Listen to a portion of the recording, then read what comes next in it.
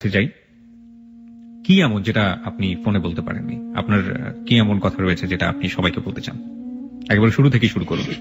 তাহলে ভাইয়া আমি শুরু করছি। হুম আসলে আমি গ্রামের একটা সহজ সরল মেয়ে। হুম আমি গ্রামেই পড়াশোনা করছি।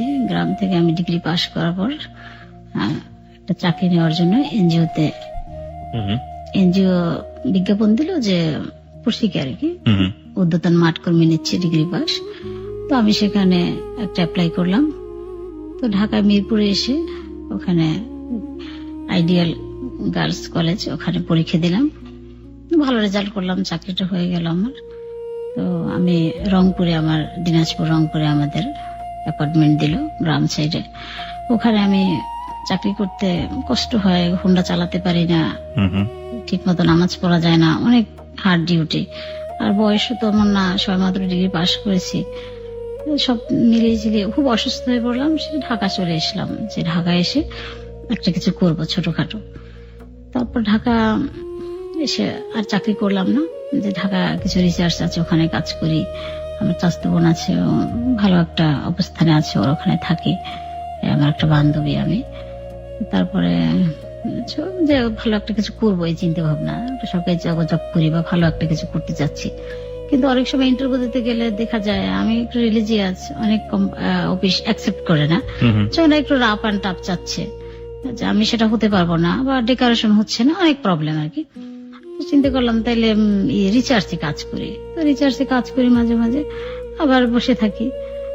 মাস্টার্সে ভর্তি হলাম, মাস্টার্স করে ফেলবো।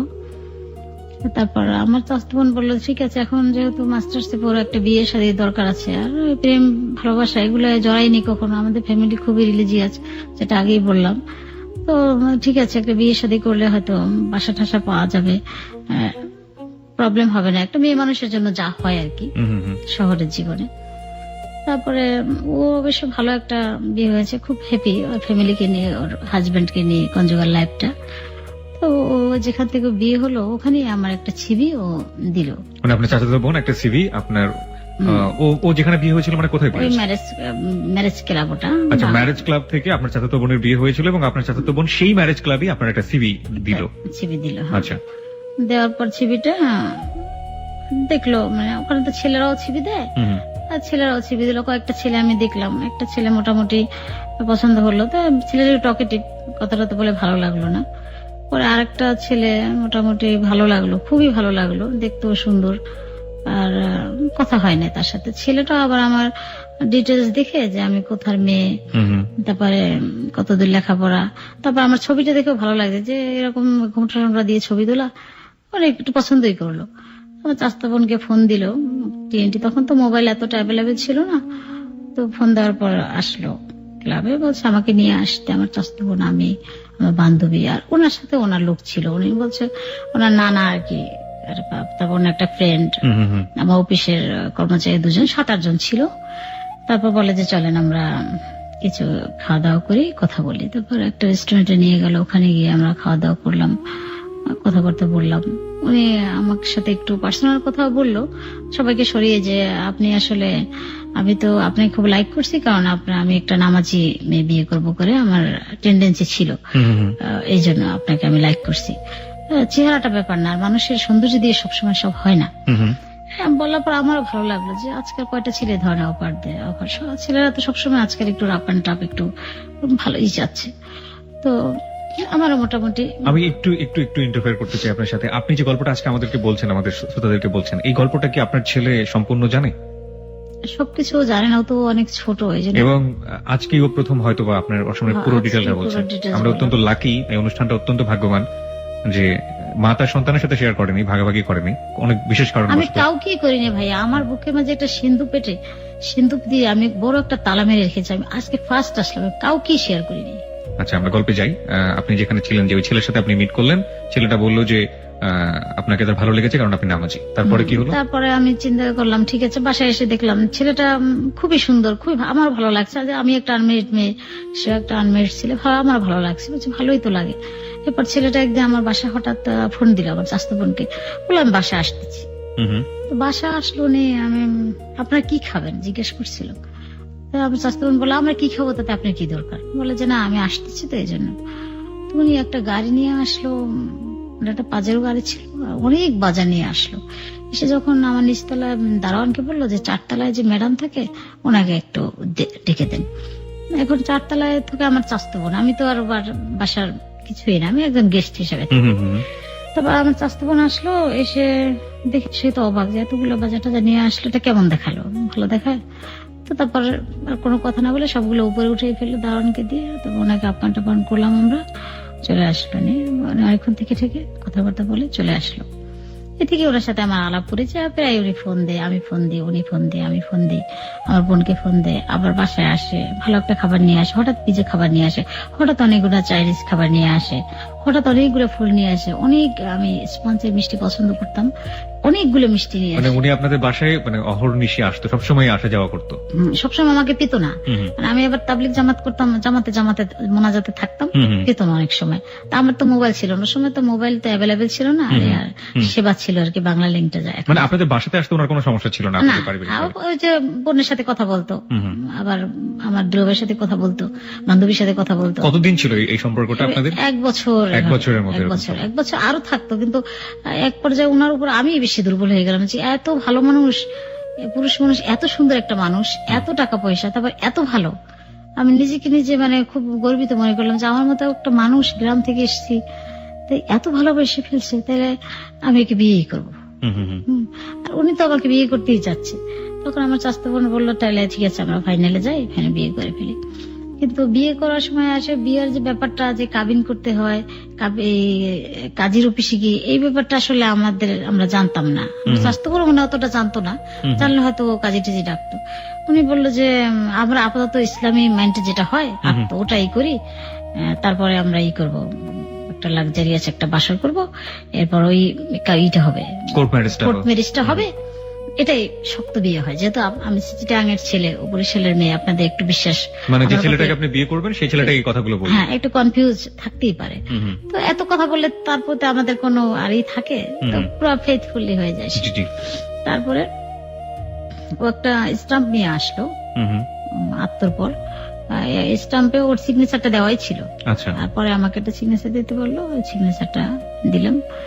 পরে বলে যে এটা এতে নিয়ে অ্যাডভোকেটের কাছে নিয়ে কি করে নিয়ে আসবে, কোর্ট ম্যাচ হয়ে যাবে। ছবি দিল, আমার ওর ছবি দিলাম। বেশ, এরপর একটা হোটেলে, আমাদের মোটামুটি একটা ভালো উন্নত মানের হোটেলে আমাদের বাসর হলো। অনেক অনেক খরচ করলো, 1-1.5 লাখ টাকাও খরচ করে ফেললো। বন্ধু বান্ধব, আমাদের আত্মীয় স্বজন আসল সব করলো, অ্যারেঞ্জমেন্ট করলো, খাওয়া দাওয়া করলো। বেশ, আমাদের রেখে ওরা চলে আসলো, অনেক ছবি টবি তুললো। বেশ, ওখানে আমরা 2 দিন ছিলাম। এরপর বলে যে একটা বাসার দরকার আমাদের। আমি বলছি যে 10 নম্বরে আমি থাকি, কারণ ওখানে আমার চাচতো বোন আছে, তারপর আত্মীয় স্বজন আছে, আমাদের এলাকার একটা কাজের বুয়া থাকে, আমাকে একটু হেল্প করে। আপনি এর মাঝখানে যে 1 বছর সম্পর্ক ছিল তার সাথে, আপনি কখনো তার বাসায় যাননি? এবং তার বাসায় কিছু প্রেমনগর, প্রেমবাগান একটা বাসায় থাকতো, ও বলছে যে এইটা ওর বাসা, এবং ও ব্যাচেলর এবং আলাদা একটা বাসায় থাকে। ও চিটাগাংয়ে, ওর 3টা ভাই, একটা দুবাইতে থাকে আর 2টা থাইল্যান্ডে থাকে। মানে তাদের সাথে আপনার কখনো কথা বলা হয়নি? না, তারা বাংলা কথা খুব কম বলে, তারা নাকি ওই ভাষা বলে বেশি, মায়ানমারের ভাষা বলে বেশি, ওখানে চাকরি টাকরি। তো ঠিক আছে, তো আপনি 10 নম্বরে তারপরে বাসা ভাড়া করলেন? হ্যাঁ, বাসা ভাড়া করলাম। ওই ভাড়া করলো একটা 15,000 টাকা, একটা সুন্দর একটা বাসা। তখন এখন এই বাসার অনেক ভাড়া বেশি, তখন 15,000 টাকা ছিল। পরেও আবার ফার্নিচার টার্নিচার দিয়ে বাসাটা সাজালো সুন্দর করে, আর কাজের মেয়ে আনলো 2টা ওখান থেকে। এভাবে আমরা সংসার করতেছিলাম। আমি ওর ব্যবহার, ওর চরিত্র আর ওর সব মিলিয়ে এত ভালো লাগছে আমার, যে আমি ওকে বললাম যে আমি চাই তোমার মতো একটা সন্তান আমার হোক এই পৃথিবীতে, তোমার মতো আরেকটা মানুষ আসুক, এটাই আমি চাই। কারণ এত ভালো মানুষ আমার লাইফে আমি দেখিনি, এত সুন্দর কথা, এত মিষ্টি ভাষা, এত সুন্দর চেহারা, এত দাতা, এত দানশীল, মানে যে দেখে সেই। আমার কাজের বুয়া বলতেছে আল্লাহ এই মানুষটা ফেরেশতা। তারপর আমার চাচতো বোন বলে মনে হয় মানুষটা ফেরেশতাই, এরকম বলতো। দেখতেও খুবই সুন্দর।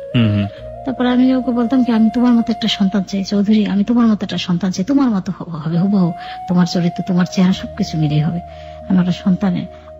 সত্যি আমাদের একটা সন্তান এসে গেল। আমি খুব অসুস্থ হয়ে গেলাম। আমাকে ওই বছর হজে নিয়ে যাওয়ার কথা ছিল, যে তোমাকে নিয়ে হজ করব, কিন্তু আমি এত অসুস্থ হলাম যে আমাকে ইন্ডিয়া নিয়ে যাবে, কয়েকটা দেশে নিয়ে যাবে করে, কিন্তু নিতে পারো না। আমি খুব অসুস্থ হয়ে গেলাম, শুধু বমি করি ভালো লাগে না, চোখ বেঁধে বসে থাকি। চোখ বেঁধে বসে থাকেন কেন? যাকে দেখি তাকেই বমি আসে। আচ্ছা আচ্ছা। আর ফ্রিজটার দিকে তাকালে বমি আসে আমার। এই জন্য চোখ বেঁধে শুধু ওই কোরআন শরীফ পড়ি আর তজি পড়ি আর চোখ বেঁধে রাখি, কোথাও তাকাই না, গন্ধক সহ্য করতে পারি না, কোনো ঘ্রাণ গন্ধ এগুলো। পরে এখন এত অসুস্থ আমি আর কিছুই খেতে পারি না, কোনো পানি খেতে পারি না, শুধু ওই কোকো কোলার, তখন তো ওরকমের প্লাস্টিকের বোতল ছিল না, কাঁচের বোতল ছিল, সফট ড্রিঙ্কস গুলো একটু খেতে পারি, হ্যাঁ ওইগুলা খেতাম, আর ওই চাইনিজের স্যুপ টুপ এইগুলা খেতাম।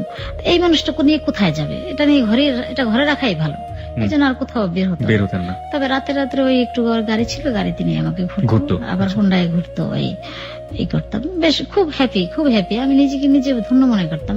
একটা মেয়ে আর কি চাওয়ার থাকে ভাইয়া বলেন? জি, এর আর কিছু চাওয়ার থাকে? একটা ভালো স্বামী থাকলে, ভালো হাজবেন্ড, তারপরে এত সুন্দর হাজবেন্ড, এত কিছু আছে, এত সুন্দর মন, না চাইতে অনেক কিছু পাওয়া যায়। সে জুয়েলার্স নিয়ে আমার 50 ভরি স্বর্ণ দিয়ে সমস্ত বডি সাজিয়ে দিল। তোমার চেয়েও বেশি ওজন, দেখো আমি দিলাম তোমাকে 50 ভরি স্বর্ণ দিয়ে সাজিয়ে দিল। সে আমার জন্য, সে ইন্ডিয়া থেকে সে একটা 3 পিস নিয়ে আসে, তখনই 4000, 5000, 7000, 8000, যে 3 পিস গুলো আমার গায়ে লাগতো না। আমি তো ছোটখাটো মানুষ ছিলাম, আর শুকনো ছিলাম একদম, গায়ে লাগতো না এরকম। তারপর 50 ভরি স্বর্ণ আপনাকে যখন দিল, তখন কি আপনাদের বিয়ের কি 1 বছর পার হয়ে গেছে নাকি বিয়ের উদ্দেশ্যে? বিয়ের কতদিন পর, বিয়ের 8-10 দিন পর আর কি। আচ্ছা। তারপরে আবার সে অনেক মানে আমি কখনো বলতাম না, আর খুব শৌখিন, মানুষটা খুব শৌখিন ছিল, যে এই স্টাফডটা এখানে থাকবে, এই কর্নারটা এখানে থাকবে, এই টেবিলটা এখানে থাকবে, এই কার্পেটটা বেডরুমে থাকবে, এখানে এটা সমস্ত বেডরুমটা আয়না ছিল, বাড়িওয়ালা করে আয়নাই করে দিয়েছে। বিদেশিরা আয়না ব্যবহার করে, তুমি জানো না, বেডরুমে আয়না থাকলে ভালো লাগে। হ্যাঁ, শৌখিন একজন মানুষ ছিল, এবং আপনি তার কোনো খুঁতখুঁতে পাননি না। তো বেবিটা যখন আপনাদের আসলো, তারপরে কি হলো? তারপর বেবিটা আসার পর আমি অসুস্থ, আমাকে খুব সেবা দিত, খুব সকাল 6টা থেকে রাত 11টা পর্যন্ত আমার পিছিয়ে খাটতো। আর মাঝে মাঝে যখন বাসা থেকে যেত, তখন বলতো যে আমি দুবাই যে ব্যবসা, ম্যান পাওয়ারের ব্যবসা, ও দুবাইতে ব্যবসা। কতদিন পর এরকম বাসা থেকে যেত? 8 দিন, 10 দিন, আবার 15 দিন পরে যেত অনেক সময়। 15 দিন আপনার সাথে থাকতো সে? মানে এই সময়টা অফিস করে যেভাবে বাসায় ফেরা দরকার, রাতের বেলা থাকা দরকার, সেটাই মেনটেন করতো। হ্যাঁ, সকাল 6টায় উঠে সে বুয়াদের সাথে নাস্তা করে, আমার নাস্তা বানিয়ে টেনে সব ঠিক করে লিখে যেত, আমি সব রেখে গেছি, তো প্লিজ একটু খেও। আবার আমি ঘুম দিয়ে উঠে চাস্তে নামাজ পড়ে 5 বার ফোন দিত, তুমি খেয়েছো, এইভাবে খুবই আমার কেয়ার ছিল তার। আচ্ছা। তারপরে আমি তো ওরকম অসুস্থ ছিলাম, কখনোই বুঝতে দেয় না সে, আমি বুঝতেই পারিনি তার ভিতরে একটা হিপোক্রিসি থাকবে। এটা আমার এখনো বিশ্বাস হচ্ছে না, যেটা আমার ভাগ্যই, হয়তো আমার ভাগ্যটাই খারাপ। আচ্ছা, তুমি গল্পের সামনের দিকে যাই। তারপরে আপনি যখন বেবি আসলো আপনার, এবং পরের ঘটনাগুলো কি আসলে কি হতে থাকলো? তারপরে বেবিটা আসলো সেপ্টেম্বর মাসের 27 তারিখ ওর ডাক্তার বলছে ডেট। তারপর ও 12 তারিখে বাসায় এসছে। 12 তারিখ বাসায় এসে আমাকে অনেকগুলো টাকা দিল, বলে এই টাকাগুলা যদি তুমি অসুস্থ হও, ক্লিনিকে তোমার তো কাছাকাছি লোক নেই, নাজমার মা আমরা কাজে বউ, ওকে নিয়ে, আর 3-4টা নাম্বার দিল, ট্যাক্সি ক্যাবের নাম্বার, একটা ফোন করলে যেটা আসবে। অনেকগুলো টাকা মানে কি পরিমাণ টাকা দিল আপনাকে? আমাকে 40-50 হাজার টাকা দিচ্ছ। আচ্ছা। এতগুলো টাকা আমি নিবো না, বলছি এতগুলো টাকা তো দরকার নেই, তুমি তো চলে আসতেছো 26 তারিখের আগে, অল্প কিছু টাকা দাও, এটা বাড়ি ভাড়াটা থাক, আর আমি ক্লিনিকে যাবোই। বলে না, রাখো এরকম বলতেছে। আমি বলছি না, এত টাকা রাখবোই না, তাহলে তুমি আসবে না, তাহলে তুমি দুবাই থাকবা, বাচ্চা হওয়ার সময় আসবে না। এই বলে আমি টাকা রাখিনি, আমি 20,000 না 16,000 না 20,000 টাকার মতো রাখছি, একটা বান্ডিল, আর ওগুলো দিয়ে দিচ্ছি ওকে। না, এতগুলো টাকা রাখবো না। কেন, তোমার বিশ্বাস নেই আমি আসবো? না, তুমি আসবে না। বলবো যে টাকা দিয়ে এসছি ওকে, সবকিছুতে আছি, আমি যাবো কেন? আপনার কেন মনে হলো সে আসবে না? এতগুলো টাকা দিয়ে যাচ্ছে কেন, হয়তো আসবে না। টাকা না থাকলে তো অবশ্যই আসবে, যে কিভাবে ক্লিনিক থেকে আমি আসবো, এজন্য আমি টাকা রাখিনি। ওই সময় ওকে দেখলাম, ও আলমারিটা খুলে, আমি তো চোখ বেঁধে রাখলাম। ওই রাত্রেও আমার কাছে থাকলো না। আসার পর আমাকে বলে আজকে থাকা যাবে না, খুব একটা কাজ আছে, অফিসে অনেক সমস্যা হয়ে গেছে, সে থাকা যাবে না। তো আমি চোখ বেঁধে একটু চোখ খুলে দেখলাম আলমারিটা, আমার কাঠের আলমারিটা খুলছে। আলমারিটা খুলে কি জেনে নিল, ওর অনেক কাগজপত্র নিয়ে ভাবছি নিয়ে গেছে, কিন্তু না, ওইটা অনেকগুলাই ছিল, অ্যালবাম ছিল, ওই 4টা অ্যালবাম ও নিয়ে গেছে। আপনাদের ছবির অ্যালবাম? হ্যাঁ, ছবির অ্যালবামটা ও নিয়ে গেল। এত ছবির অ্যালবাম, মানে এত ছবি, অনেক ছবি তুলছে, অনেক, ও খুব বললাম না খুব শৌখিন, অনেক ছবি তুলতো। আমার পাওয়াটা নিয়ে অনেক ছবি তুলছে, পাওয়া সাজিয়ে অনেক ছবি, হাত পা সাজিয়ে, মালয়েশিয়ান ড্রেস পরে, জাপানের ড্রেস পরে, যত ধরনের ড্রেস আছে, স্কার্ট পরে, প্যান্ট শার্ট পরে, বোরখা পরে, সব ধরনের ছবি তুলছে। আচ্ছা, ওকে। তো তারপরে কি করলো? তারপরে ওই যে ও কিন্তু আমি কিন্তু তখন বুঝি না যে ও অ্যালবাম গুলো নিয়ে গেল। আমি তো, ও 12 তারিখ চলে গেল, যত দুবাই গেছে, আসবে 26 তারিখ, ও আর আসে না। 26 তারিখ রাত্রে আমি অসুস্থ হয়ে গেলাম। তখন আমি নাজমা আমাকে বললাম, তুমি তাড়াতাড়ি ফোন করো, ওই বেডরুম থেকে ফোনটা আমার কাছে নিয়ে ফোন করছি, একটা 2 নম্বরে ফোন দিচ্ছি, একটা ধরছে ড্রাইভার, বলছে ভাই এই বাসে আসেন, 903 নম্বর বাসে আসেন। আসলো, নিচতলা গাড়িটা ওয়েট করতেছে, আমি সুস্থ মানুষ গিয়ে গাড়িতে বসলাম, মানে আমাকে ক্লিনিকে নিয়ে গেল। আমার ছেলেটা হলো 3:45, সিজারের বাচ্চাটা হলো মানে আমাদের ডান পাশে যে বসে আছে হিম চৌধুরী, সে পৃথিবীতে আসলো। আচ্ছা, পৃথিবীতে আসলো। মুখটা একেবারে বাবার মতো, মাথায় কি ঝাঁকড়া চুল, অনেক চুল মাথায়, দেখে আমার খুব ভালো লাগলো যে আমি একটা ছেলে সন্তান চেয়েছিলাম, আর আমার এত সুন্দর ছেলে হলো, আমার আর কোনো চাওয়া পাওয়া নাই পৃথিবীতে, আর আমি মা হয়ে গেলাম। এই অবশ্যই শ্রোতা আপনাদের বলে রাখি, হিম আমার ডান পাশে বসে আছে এবং হিমের মাথায় আসলেই ঝাঁকড়া চুল, ওর মাঝে মাঝে ওর মাথায় আমি হাত হাতে খুব লোক সামলাতে পারছি না। যাই হোক, বলুন তারপরে কাহিনী। না, তারপরে এখন ওকে ফোনে পাচ্ছি না আমি, দুবাইয়ে তো ফোনে পাবো না। দুবাইতে 3টা সিম ছিল, সিম নাম্বার গুলো সবসময় ধরতো, রাত 3টা 4টা 5টা হ্যালো কি করতেছে সবসময় ধরতো, যে আমি অসুস্থ, কিন্তু ধরে না, একটা নাম্বারও ধরে না, সব বন্ধ। তারপরে চিন্তা করলাম যে কোনো সমস্যা হইতে পারে, প্রবলেম হইতেই পারে ব্যবসায়িক লাইফে। আমি আল্লাহ আল্লাহ করতেছি যে যাক, অসুস্থ, ডাক্তার আসে জিজ্ঞেস করতেছে ওর বাবা আসবে কখন। এখন ছুট নিয়ে আসছে আমার কাজের বুয়াটা, আপা এটা খান। তা ডাক্তার বললো আজকে কিছু দিয়ে না, কালকে সকালে দিন, সিজারে মানুষ তো কালকে সকালে খাবে। সকালে খাওয়াটার পর এখন আমি বলছি আমার কাছে মোবাইল নেই, বাসায় মোবাইল, নাজমার মা মোবাইলটা নিয়ে আসেন। সে আবার রিক্সা ভাড়া করে বাসায় এসে মোবাইলটা নিয়ে গেল, ফোন করলাম, ধরে না। ওদিনও সারাদিন আর ফোন ধরলো না। 2 দিন হয়ে গেল, বাচ্চাটা হয়ে গেল, একটা এসি কেবিনে আমি নিলাম, অনেক এক্সপেন্সিভ সেটা। পরের দিন আবার 12টার দিকে ফোন দিচ্ছে, হঠাৎ ফোন ধরছে, ধরে বলতেছে তুমি কোথায়, কে? আমার কখনোই সে জিজ্ঞেস করে নাই যে কে তুমি, জীবনে ফার্স্ট টাইম জিজ্ঞেস করলো, এই যে জীবনে ফার্স্ট টাইম জিজ্ঞেস করলো তুমি কে, কে বলছেন। আমার নাম্বারটা কিন্তু সে জানে, আমার কণ্ঠটাও সে জানে, যে কণ্ঠ শুনলে সে অসুস্থ হয়ে যায়, এক মুহূর্ত না দেখলে আমাকে থাকতে পারে না। সে মানুষটা বললো যে কে বলছেন, আমি বলছি তুমি আমাকে চিনো না, আমি হীরা, কি তোমার কি অবস্থা, জিজ্ঞেস করি আমার কি অবস্থা, জানো আমার একটা ছেলে হয়েছে, আমি খুব হ্যাপি। বলে কি চাইলেই ছেলে হয়, এরকম একটা মানে একটু কর্কশ ভাষায় বললো, যে এত মৃত্যুবাহী, এত সুন্দর সৎ ভাষায়, সে মানুষটা কেমন একটা। তখন আমার ভালো লাগলো না কথাটা, যে তুমি কি বলছো, তুমি আসো ক্লিনিকে এসে দেখে যাও, তোমার মতো অ্যাজ লাইক তুমি, অ্যাজ লাইক চৌধুরী বলতেছি। বলছে ঠিক আছে আমি আসবো না, তুমি খাওয়া দাওয়া করছো? বলছি হ্যাঁ, নাজমার মা ছবি নিয়ে আসছিল, খাইছি। ঠিক আছে আমি আসবো। ফোনটা রেখে দিল, আর কিছু জিজ্ঞেস করলো না, ছেলেটা কেমন, সুস্থ না অসুস্থ, কিছু জিজ্ঞেস করলো না। আমি সময় অসুস্থ, পেইন উঠতেছে সার্জারি থেকে, তা শুয়েলাম। তারপরে না আর ফোন দেয় না আমাকে। আমি আবার ফোন দিলাম যে তুমি আমার এত এত সুন্দর একটা সংবাদ শুনে, যে বাচ্চাটার জন্য তুমি এত ওয়েট করছো, বেবিটার জন্য এত করছো, তাহলে তুমি কিছু, তোমার কোনো কিউরিয়াসিটি নেই, জিজ্ঞেস করবে না ও কেমন, আমার মতো না তোমার মতো, কেমন হয়েছে, ও কি সুস্থ না স্বাভাবিক, কত রকম হতে পারে না একটা বাচ্চা, তুমি তো কিছুই জিজ্ঞেস করো না বেবিটা সম্পর্কে। বলে যে আমি খুব ব্যস্ত, এটা বললো। বলছি ঠিক আছে তাহলে আমি একটু পরে ফোন দিই। ফোন রেখে দিলাম। রাত্রে আমি অনেক রাত্রে ফোন দিলাম, ভালো লাগে না। বলছে ভালো লাগে না, এখন ফোন দিলাম, তুমি ঘুমাও, ডাক্তারকে দাও বলতেছে। তো আমি ডাক্তার এসে বলছে তাকে দিছি, ডাক্তারকে বলছে আমাকে ওষুধ দিয়ে ঘুম পড়াতে, ইঞ্জেকশন দিয়ে। ডাক্তার বললো কি ব্যাপার, আপনার হাজবেন্ড এভাবে কথা বলে কেন, যে আপনি পেশেন্টকে এখনো জাগ না কেন, আপনার পেশেন্ট রাত 2টা বাজে, ঘুম পড়িয়ে দেন, অসুস্থ হয়ে যাবে। আপনার হাজবেন্ডের সাথে ভালো সম্পর্ক আপনার?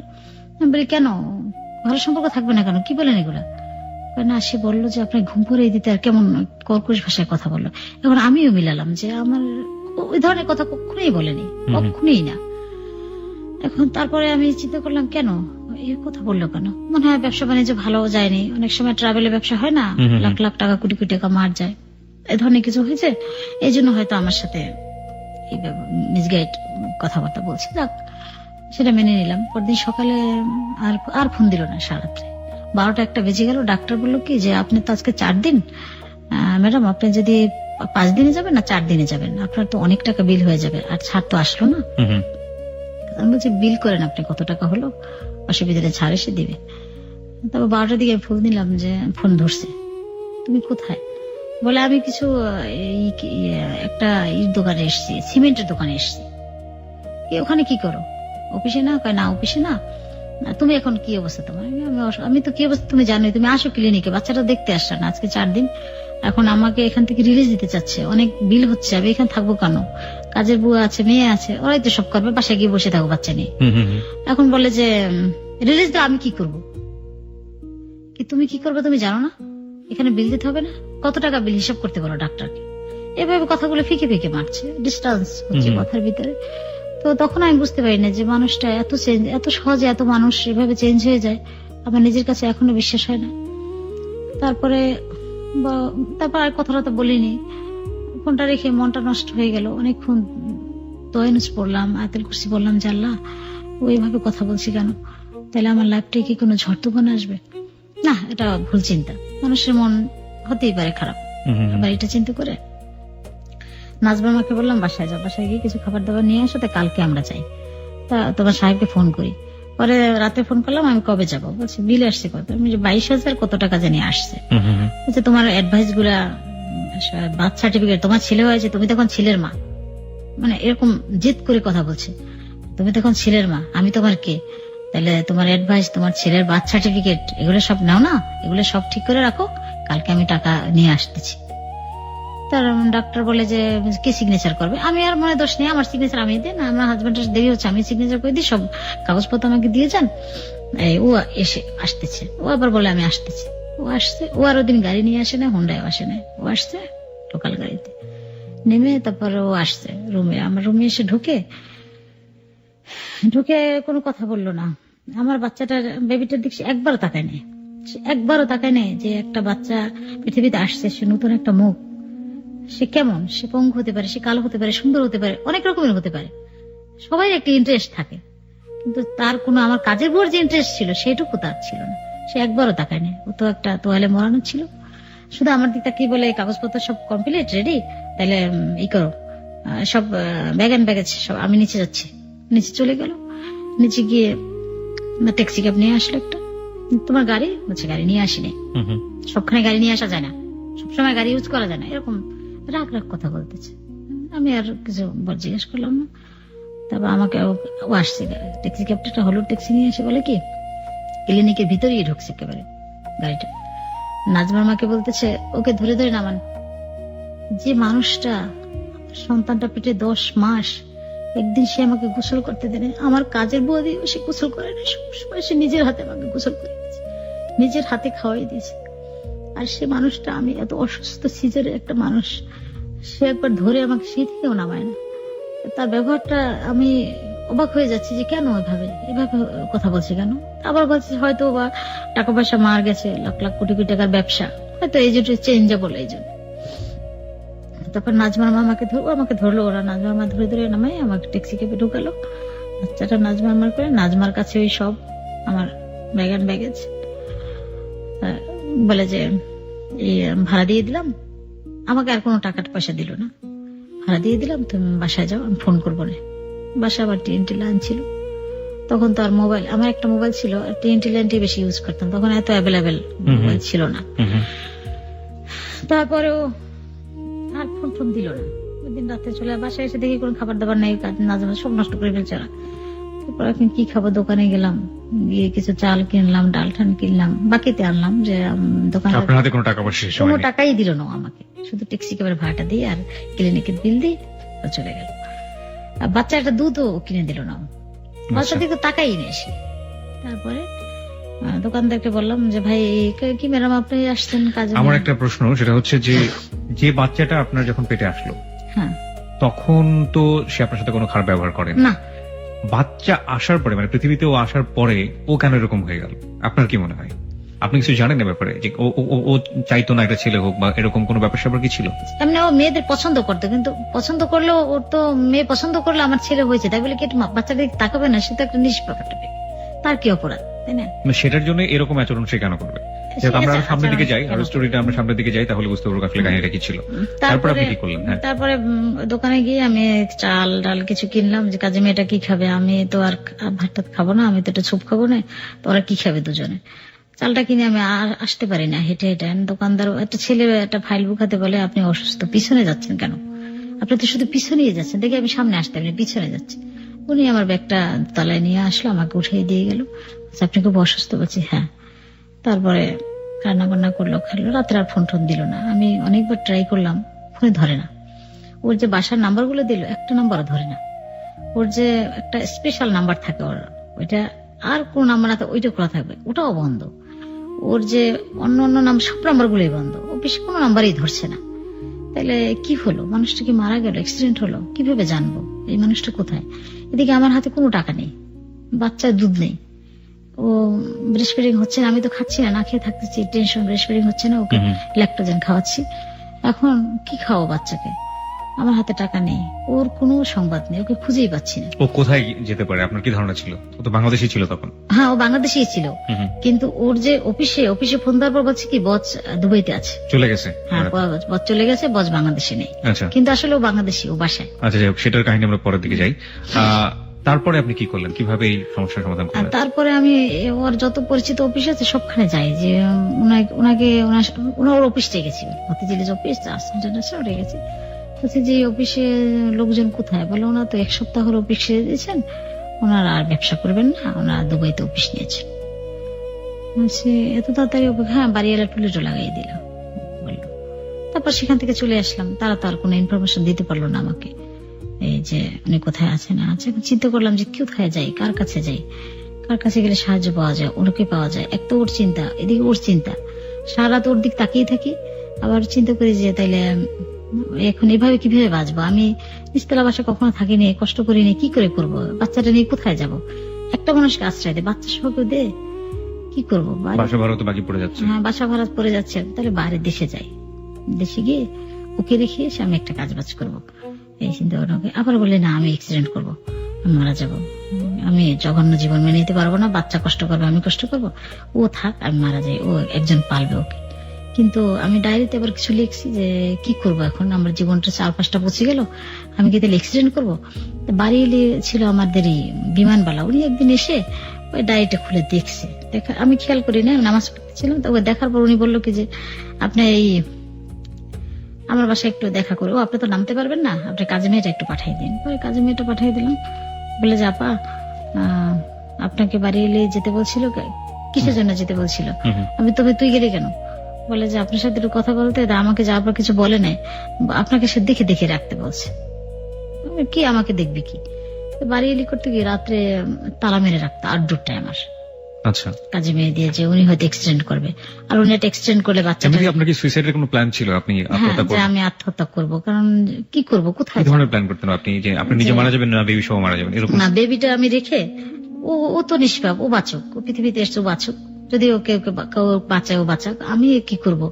আমি কারোর কাছে বলতেও পারবো না। তাহলে আমি রাত্রে, অনেক রাতে যে অনেক বড় বড় ট্রাক চলে, আমার বাসা তো মেন রোডের কাছে ছিল, যে ধূপ করে সামনে পড়বো, সাথে সাথে মারা যাবো।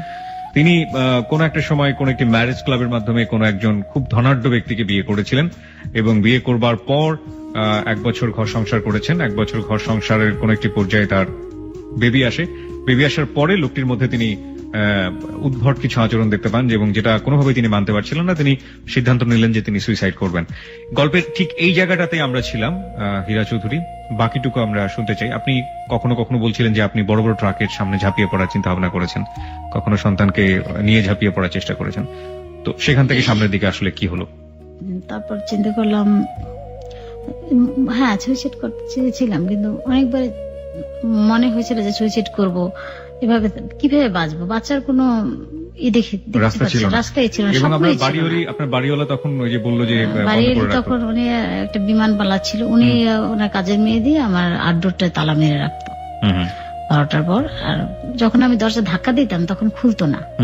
এভাবে 5-7 দিন হওয়ার পর আমি চার্জ করলাম যে আমার দরজা কি বাইরে থেকে লাগায়, আমি বাসা ভাড়া দেই না। তো উনি বললো, তারপর উনি এসে বললো যে আপনি নাকি এভাবে চিলেচিলি করেন, আমার বাসায় থাকতে হলে এভাবে দরজা বাইরে দিয়ে লক হয়ে থাকবে, কারণ আপনার যে অবস্থা আমার ভালো লাগছে না। আচ্ছা আচ্ছা।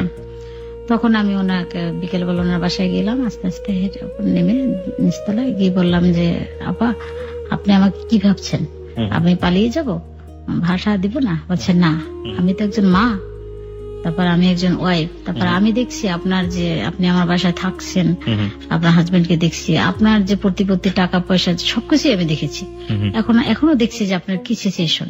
আমি এই জন্য ভাবতেছি যে হয়তো আপনি একটা অ্যাক্সিডেন্ট করবেন, আর আপনার ডায়েরিটাও পড়েছি আমি, এই জন্য তালাটা মারি। আপনার যদি সন্তানের যদি একটু মায়া হয় তাহলে আপনি আর আত্মহত্যা করবেন না।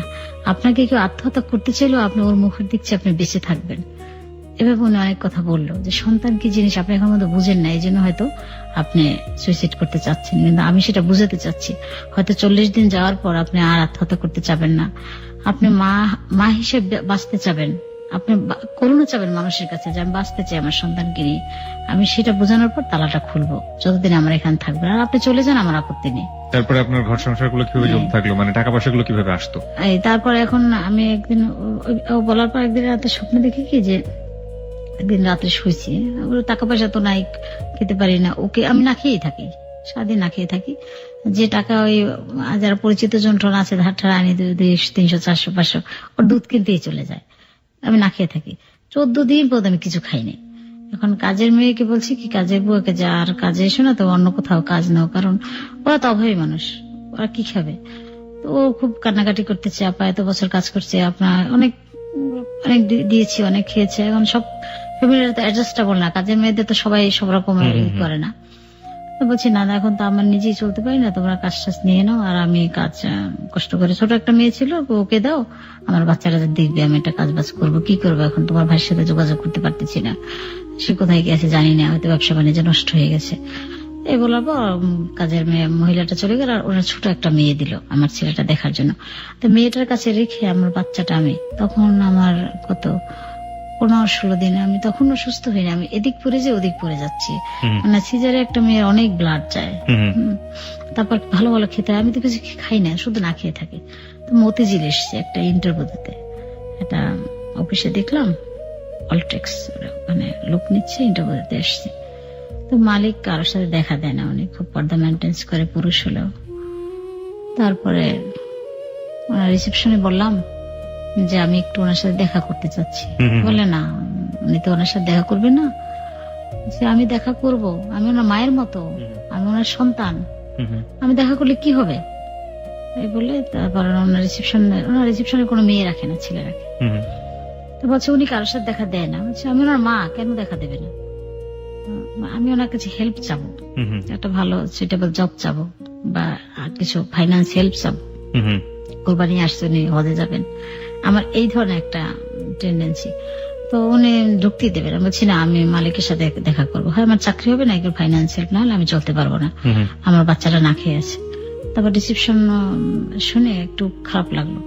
তো বলে ওই যে গাড়িতে যাচ্ছে, বিট খেটে চেহারা, মানুষটার চেহারাটা ভালো না, একদম বিচ্ছিরি। উনি, আমি ভাবতেই পারি না, আমি সামনে গিয়ে দাঁড়িয়েছি, ছিলাম। তারপর উনি চোখে বুঝে বলতেছে যে আমি তো কোনো মেয়ে মানুষের দেখা দিন, আমার ওয়াইফ ছাড়া, সরি বলছে আমি আপনার মা। তখন উনি তাকাইল আমার দিকে, আপনার বলেন মা, আপনার কি? বললাম যে আমি একটা ভালো জব চাচ্ছি, এই মুহূর্তে তো ভালো জব নেই, তাহলে আমার বাচ্চাটা না খেয়ে আছে, আমি কি করব? তো উনি আমাকে 10,000 টাকা দিলেন, যে এটা দিয়ে আপাতত চলেন, আপনার জন্য একটা চাকরির ব্যবস্থা করবো। যেহেতু আপনি আমার মা বলছেন, এই জন্য আপনার সাথে কথা বললাম না, আমি কথা বলিনি। এবার বাসায় চলে আসলাম, এসে ওই বাসা ভাড়া কিছু রয়েছে এটা দিলাম, আর কাজের লোকের বিল টিল দিলাম, স্যাটেলাইটের বিল, টেলিফোন বিল টিল দিয়ে উঠলাম। আর ও অনেক খুঁজে আসলাম ওনাকে, আমার হাজবেন্ডকে, হ্যাঁ, পাইলাম না, না পেয়ে মন খারাপ। কত ফোনে ফোন করি কাউকে, ওনার যে ফ্রেন্ড, উনি অনেক উচ্চমানের লোক, ওনার ফ্রেন্ডের কাছে গেছি যে ভাই উনি কোথায়? উনি বজ বজ ডাকতো নাকি, আপনার বজ কোথায়? উনি বলে হীরা তুমি আমার বচের বউ, কি বলবো, বজ তো দুবাই চলে গেছে, আর বাংলাদেশে ব্যবসা করবে না। তাহলে বজ দুবাই গেছে, আমাদের জানাবে না কিছু? আমার বাচ্চাটা না খেয়ে আছে, আমাদের হেল্প করেন। বলে যে না, হেল্প করতে তো পারি না, আমিও সমস্যা আছি। উনি আর কোনো হেল্প করলো না আমাকে। উনি আমাকে একটা বুদ্ধি দিল কি, যে একটা ফ্ল্যাট নিয়ে তুমি বিদেশিদের ভাড়া দাও, বিভিন্ন রকমের গ্যাঞ্জাম সৃষ্টি হয়, এমন একটা বুদ্ধি দিল যেটা আমি অ্যাকসেপ্ট করতে পারলাম না। আমার বিবেকে ভালো লাগলো যে না না, এগুলো না, কেন, আমি শিক্ষিত সচেতন, আমি পরিশ্রম করে খাবো, এটা ছোট কাজ করব, তার মধ্যে আমার একটা সুখ আছে, এগুলো করবো না। না না, বিদেশিদের ভাড়া দেবো না, রোজা নামাজ না, বিধর্মী, ওর দরকার নেই। আমি আর ওনার ওটা এগ্রি হয়নি, এই জন্য উনি আর আমাকে হেল্প করলো না। আচ্ছা, আপনি কোন পর্যায়ে গিয়ে জানতে পারলেন যে আপনার হাজবেন্ডের এখানেই আছে এবং আপনার সাথে ফাঁকি দিচ্ছে? ওটা কতদিন পরে? তারপরে এটা জানলাম প্রায় ওর বয়স যখন 7-8 মাস, তার মানে আপনার বেবির বয়স যখন 7 থেকে 8 মাস, তখন আপনি জানলেন কোন একটা কিছু, সেটা আপনি কি জানলেন? সেটা ওটা মতিঝিলে একটা অফিসে গেলাম, হুম, বললাম যে এখানে উনি টিকিট দেয়? চৌধুরী বলে হ্যাঁ। আচ্ছা, আমি ওনাকে খুঁজছি। কেন, আপনি কি আদম? আমি বলছি না, আমি ওনার ওয়াইফ। তা বললো কি বলছো, ওনার তো ওয়াইফ আছে, বাচ্চা আছে। ওই লোক বলছে যে ওনার ওয়াইফ আছে। হ্যাঁ, বাচ্চা আছে। আপনি কিসের ওয়াইফ? ওনার মেয়েরা তো বড় বড়, হুম, ওনার মেয়ে তো 2বার মেট্রিক পরীক্ষা দিবে, ছেলেও তো বড় হয়েছে, ছেলেও তো মনে হয় 3-4 পরে, এটা বললো। তা আমি বিশ্বাসই বলছি না, এটা মিথ্যা কথা। বলছে, আপনি বিশ্বাস করেন না? হুম, হুম, আপনাকে বাড়ির ঠিকানা দিয়ে চলে যান। তো বাড়ির ঠিকানা দিল, ওই ঠিকানা বাসায় এসে মিলিয়ে দেখলাম ঠিকই, ওই যে বলছে এটা প্লট কিনছে, ওই ঠিকানাই এক ঠিকানা। আচ্ছা আচ্ছা। তারপরে আমি বাড়িতে গেলাম, ওই এলাকায় গিয়ে হুম, ঘুরে আসলাম, দেখলাম ঠিকই আছে। ওই বেরিয়ে আবার জিজ্ঞেস করলাম, দারোয়ান বললো হ্যাঁ সাহেব আছে। তা কেন যাবেন কি, বিভিন্ন প্রশ্ন করে। বলছি না, এমনি একটু কাজ ছিল, তো পরে আসবো। এবার চলে আসছি, কাটাই কাটাই চলে আসছি, আর যাইনি ভিতরে। কেন, আপনি কখনো যাননি ওখানে? না, কখনোই আমাকে, ও বলছে এটা প্লট, ওটা তো ফ্ল্যাট বাড়ি বলে না যে 5 তলা বাড়ি, সেটা একটা প্লট কিনছে। না, আপনি যখন জানলেন যে তার আরেকটা বউ আছে এবং তার ঘরে 2টা মেয়ে আছে, একটা ছেলে আছে, আপনি কখনো জাননি ওই ফ্যামিলিতে, পরিবারে? না, ওই জানার পর তো ওই গেলাম, গিয়ে ওই দেখে আসলাম বাহির থেকে যে এটা কনফার্ম কিনা। ভিতরে কখনো ঢুকেননি? ভিতরে কখনো ঢুকিনি, বয়ার দিয়ে দেখে আসলাম। আচ্ছা। আর ওই যে বড় যে এটা গেটটা ফাঁক দিয়ে দেখলাম, ও বলছিল যে আমি সোফা কিনতে গেছিলাম, সোফা নিয়ে গ্যাঞ্জাম হলো, এত টাকা দাম, অত টাকা দাম। আমার 2টা সোফা ছিল, 8টা কিনতে গেলাম। তখন দোকানদারকে বলছিল, আপনি এত দাম বলেন কেন ভাই, এর দামি সোফা আমার পার্কিং এ পড়ে আছে। দেখলাম ঠিকই অনেক দামি একটা সোফা পার্কিং এ। ওইটা মিলালাম যে ও তো ঠিকই বলছে যে পার্কিং এ দামি সোফা পড়ে আছে, তাহলে আপনার সোফাটা এত দাম কেন? তখন দেখে চলে আসলাম। কিন্তু আপনি ওই পরিবারের সাথে কখন গেলেন, যে আপনি পরিবারকে গিয়ে বললেন? তারপর এসে আমি কি করলাম, যে আমি খুব জেদ ধরলো যে ও তো আসলে এগেনিস্ট হয়ে গেল আমার, এই ভালোবাসাটা তো নাই, ও এখন শত্রু হয়ে গেল, তাহলে ওর আর ভালোবাসা ধরে রেখে লাভ কি? আমার সন্তান নিয়ে কষ্ট করতেছি, আমার বাসা নেই, বাড়ি এলাকা নামাই দিল, সব জিনিসগুলো রেখে, অনেক দামি দামি জিনিস ছিল ঘরের, সব জিনিস মালয়েশিয়া আর সিঙ্গাপুরে ছিল, সবগুলা একটা ওই ফুলের তোড়া সব দামি ছিল, একটু জেড দামি ছিল। আপনার বাড়ি ভাড়া দিতে পারছিলেন, সে কারণে আপনার বাড়িওয়ালা ফার্নিচার রেখে আপনাকে নামিয়ে দিল। শুধু ওর একটা ওর বেবি কোটটা আনতে চেয়েছিলাম, যে শখ করে বানিয়েছিলাম, কিছুই দেয়নি উনি। মানে আপনার বাচ্চার বেবি কোটটাও আনতে দেয়নি? না, যে বাড়ি ভাড়া দিতে পারে না, সব রেখে দিছে। আর পাশের ফ্ল্যাটের লোকজনের কাছে চাবি দিছে, ওনারা পরে বাড়িওয়ালার কাছে গেছিলাম যে টাকা কেটে আমার আর কিছু জিনিস, সব দামি ছিল আমার ঘরে, কিন্তু বাড়িওয়ালা বলে কি, ওই যে মহিলা ছিল মিথি, ও সব নিয়ে গেছে। ও বলছে ভাবি কি দেবে, আপনাকে দে বলে নিয়ে গেছে, কিছু পাইনি আর। যাই হোক, তারপরে কি করলেন? শখের জিনিসই চলে গেল। তারপরে এখন আমি খুব জেদ ধরলো যে ও আসলে তো এগেনিস্ট হয়ে গেল, কি ভালোবাসা, কি বাসলো, বাচ্চাটা আসলো আর আমাকে পথে বসাই দিয়ে গেল, আমি এটা জব করতে পারতেছি না, কোথায় রাখবো, ওর জন্য মায়াও হয়ে গেল, বাচ্চাটা দেখতে এখন কি সুন্দর হলো, কি করে রাখি, কোথাও রেখে আমি কোথাও থাকতে পারি না, চলে আসি মায়ায়। তারপর চিন্তা করলাম, আমি অনেক বন্ধু বান্ধবের সাথে আলোচনা করতে যে আমি কি করতে পারি, ওরা বলতেছে একটা মামলা করে দে, ও তো আসলে চিট, ও তো একটা হিপোক্রিট, মামলা করে দেয়। আমার চাচাতো বোন যে বিয়ে ছিল, ও বেশি এগ্রি হয় না মামলায়, কারণ ও তো বিদেশ যাবে, সব ও সলভ করতেছে, সব কিছু দিচ্ছে, ফাইন্যান্স দিচ্ছে, তারপর ব্যাংকে। আপনার চাচাতো বোনকে আপনার হাজবেন্ড হেল্প করতো? হ্যাঁ, হেল্প করতো, কিন্তু না আগে হেল্প করতো, ওই যে ও যখন পালাই গেছে তখন আর সব কাগজপত্র মেনটেন্স পেপার দিয়ে গেছে, এখন ওই জন্য বেশি নড়ে চড়ে না, যে আমি আটাই ফেলাই তাহলে তো ও যেতে পারতেছে না, বুঝছেন? আচ্ছা। আমি ওর সাথে এখনো কনসাল্ট নেই না, যে না আমি আমার মতেই চলবো, নিজের বুদ্ধিতে পাগলও ভালো, আমি আমার বুদ্ধিতে চলবো। আপনি মামলা করলেন? তারপর লিগাল এইটে গিয়ে আমি একটা কমপ্লেন দিলাম যে এই ঘটনা, আমার বাচ্চাটা না খেয়ে আছে, আমাদের খোঁজ খবর নেই না, ও তো বেশি এস্টাবলিশড। তারপরে কি হলো? দেওয়ার পর 15-16 দিন পর একটা ডেট দিল, সেই ডেটে আমি বাচ্চারা কোলে নিয়ে যাচ্ছি, আমার গাড়ি ভাড়া নেই, আমি সেই মিরপুর থেকে হেঁটে যাচ্ছি একেবারে শিবম বাগিচা, গিয়ে দেখি নিচে দাঁড়ানো ওর ফ্রেন্ড দুলাল ভাই দাঁড়ানো। আপনি এখানে কেন?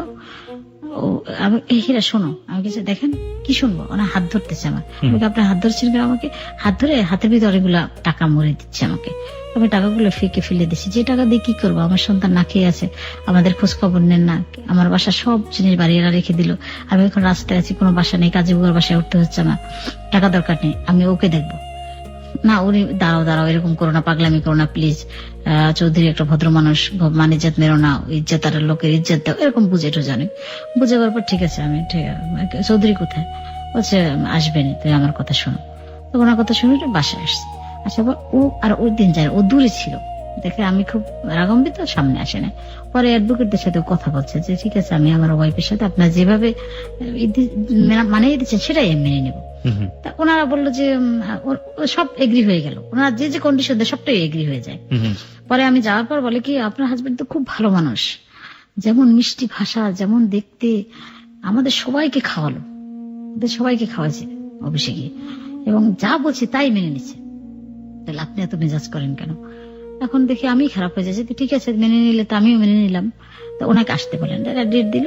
সেই ডেটে ও আগে গেছে, ও গেছে ঠিক 8টা-9টার দিকে সকাল, গিয়ে বলে যে ভাই আমার তো একটা বোর্ড মিটিং আছে অফিসে, বিদেশে অনেকগুলো লোক ছিলাম, হজ যাত্রী ফেরত আসছে, আমার অনেক সমস্যা গেছে, কয়েক কোটি টাকার ব্যাপার, আমি সিগনেচারটা করে নিচে যাচ্ছি, আমার ওয়াইফ আসতেছে, বাচ্চাও নাকি আসতেছে, বাচ্চাটা নিয়ে ও সিগনেচার করবে আর নিচে দেখা হবে। এ চালাকি করে সিগনেচারটা করে চলে এসছে। আমি গিয়ে বলি ও কোথায়, আমি ওর সামনে সিগনেচার করবো? আমি ওকে বিশ্বাস করি না, ও একটা পিচ্ছিল মানুষ, ও খুব চালাক মানুষ। বলার পর বলে যে আপনি কেন বিশ্বাস করেন না, এত ভালো মানুষকে বিশ্বাস করেন, কাকে করবেন? ওই অ্যাডভোকেট গুলো বলতেছে আপনি সিগনেচার করেন। পরে আমি সিগনেচার করছি, সিগনেচার করার পর ও ফোন দিছে, ওখানে ফোন দিয়ে আমাকে বলতেছে তুমি আমার চেয়ে চালাক হওনি, আমি অনেক চালাক, এটা বলতেছে। এখন আমি দেখেন, যখন ওনারা ধরে তখন বলে কি, ভাই আমার ওয়াইফকে দেন একটু কথা বলি, হ্যাঁ মিষ্টি হেসে হেসে বলে। আবার যখন আমি ফোনটা ধরি বলে আসো এজিবি কলোনিতে আসো, তোমার সাথে কথা আছে। আমার মুখোশ খোলার মতো যোগ্যতা তোমার হয়নি, তুমি বাংলাদেশ কেন, তুমি বিদেশ থেকে ডিগ্রি আনলো, আমার মুখোশ খুলতে পারবে না, এটা বললো। তারপর আমি চিন্তা করলাম সিগনেচারটা করলে ফেলাম, আর এই ধরনের কথা বলে। সিগনেচারটা মূলত আপনারা করেছিলেন যে আপনারা মিউচুয়াল হয়ে গেছে, সব ধরনের সমস্যার সমাধান হয়ে গেছে, এগ্রিও। আচ্ছা ওকে। তারপরে আমরা এজিবি কলোনি গেলাম, ওখানে একজন অ্যাডভোকেট ছিল, আমি, আমার চাচাতো ভাই আর আমার এক বোন, আমার কাজের বউটা, আমাদের বাসার সবাই গেছি। যাওয়ার পর আমি একটু উত্তেজিত হয়ে যাই ওর পর, আর ও খালি প্লিজ এভাবে করো কেন, ও বিভিন্ন কমেডি কথা বলে, হাসাতে চাচ্ছে আমাকে। আমি যে না, এভাবে হাসা হয় না চৌধুরী, তুমি কিন্তু আমার সাথে খুব বড় ধরনের একটা বেইমানি করলা, আমি একটা আনমেরিড মেয়ে, আমি তো আর বিয়ে করিনি, তুমি আমার হাজবেন্ড, অথচ তুমি বাচ্চাটা হওয়ার পর আমাকে খাওয়াচ্ছ না, পড়াচ্ছ না, দেখছো না, সেই কত লাক্সারিয়াস লাইফ, এখন আমি কাজে বুড় বাসে থেকে, আরে থাকতে হবে না তোমার, ওসব থাকতে হবে না, কালকে তোমাকে একটা পেমেন্ট পাচ্ছি, আমি 2 কোটি টাকা দিয়ে দেবো, তুমি টাকাটা নিয়ে বাড়ির ধারা বা বনানীতে উঠে যাবে একটা অ্যাপার্টমেন্টে, আর একটা হলুদ ট্যাক্সি ক্যাব দিচ্ছি, ওটা দিয়ে বাজার খাবে, কোনো অসুবিধা নেই, হেরে চিন্তা করো না, প্লিজ এগুলো ভাবো না, তুমি শান্ত হও। এবার বুঝে আমাকে, বুঝে যাওয়ার পর ঠিক আছে কবে টাকা দিবে, এই যে পেমেন্টটা পাচ্ছি কালকে, এই কালকে পরশু এরকম করতেই আছে, 1 টাকাও দিচ্ছে না ভাই। এরকম করতে করতে 7 মাস গেল। এখন আমি যেখানে থাকি সেখান থেকে 4-5 দোকান থেকে বাজার এটা সেটা নিয়ে আসছি, আর এই ফাঁকে ফাঁকে আমি টিউশনে গেলে একটা বাচ্চা স্ট্যান্ডার্ড 1-এ পরে, ওকে পরে ওখানে 3000 টাকা পাই, ওকে কোলে নিয়ে পড়াতে যে সমস্যা হয়, ওই যে বাপটা, ওই মেয়েটার যে ফাদার, উনি বলে যে এইভাবে হবে না, উনি বাচ্চা নিয়ে আসে কেন, উনি একা আসবে, বাচ্চাটা কোথায় রাখবো ভাই বলেন, কাজের মেয়ের কাছে রেখে বাচ্চাটা যেতে পারি না, ছোট একটা মেয়ে, একদম 7 বছরের একটা মেয়ে। আমি তারপর তবু ওনার বউটা বলে কি থাক, অসুবিধা আছে, বড় লোকের বউ ছিল, আজ কিছু নাই, থাক, উনি একটু ছাড় দেয় আমাকে। বাচ্চাটা আবার আমাকে খুব পছন্দ করে, আন্টির পর আমার ভালো লাগে। এবার বাচ্চাটা পরে ওই টাকা দিয়ে একটু চলি কোন রকমের, ওকে এখন আর দুধ খাওয়াতে পারি না, ল্যাকটোজেন খাওয়াই, যে মিল্কপিট আছে না, ওই অনেক পানি মিলিয়ে খায়, বাচ্চাটা মোটা হয়েছে কিন্তু হালকা, ওই যে খাওয়াতে পারি না এই জন্য। তারপরে এখন বলে আজকে টাকা দেবো, কালকে টাকা দেবো, আসো ওখানে আসো, ওই একটা স্কুল আছে না, শেরে বাংলা স্কুল ছেলেদের, ওখানে আসতে বলে, ওখানে যাই, আমার 2 কাপ চা খাওয়ায়, হাসায়, আবার আমরা পাঠাই দিই রিক্সা ভাড়া দিয়ে, এরকম দেয় না, আমার মনটা নষ্ট হয়ে গেল। এবং আপনার সাথে আপনার বাসায়ও আসে না, আসে না, থাকেও না, আমার ওখান থেকে বিদায় দেয়, এরকম করে। তো আপনি যখন জানলেন যে তার আরেকটা বউ আছে, ও সবাই তো জানি না, তখনও জানিনি। আচ্ছা, তো ওনার বাসায় আপনি কখনো গিয়েছিলেন, আপনি ওনার ওয়াইফের সাথে ফেস টু ফেস কখনো হয়েছিলেন? হ্যাঁ, তারপর এই তো সামনে গেছি। তারপরে এখন এইভাবে করার পর আমি চিন্তা করলাম ওকে তো এইভাবে ধরা যাবে না। আমার স্বাস্থ্য ভাই বলে কে, ও কিন্তু খুব পিচ্ছিল মানুষ, ওর মামলা করে দিক কোর্টে। তখন কোর্টে মামলা করার পর, এখন ওই মামলাটা পাওয়ার পর ও আমাকে ফোন দিছে, ফোন দিয়ে বলে কি তুমি আমার বাসার ঠিকানা জানছো না জামালের কাছে? বলছি হ্যাঁ, তুমি বাসায় আসো।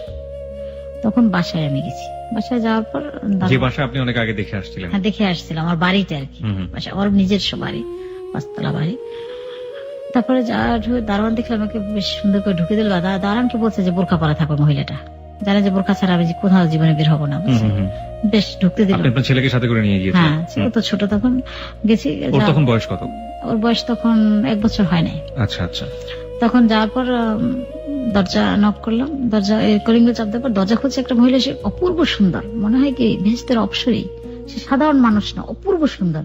আমি কেউ ঠান্ডা হয়ে দেখছি তাকে।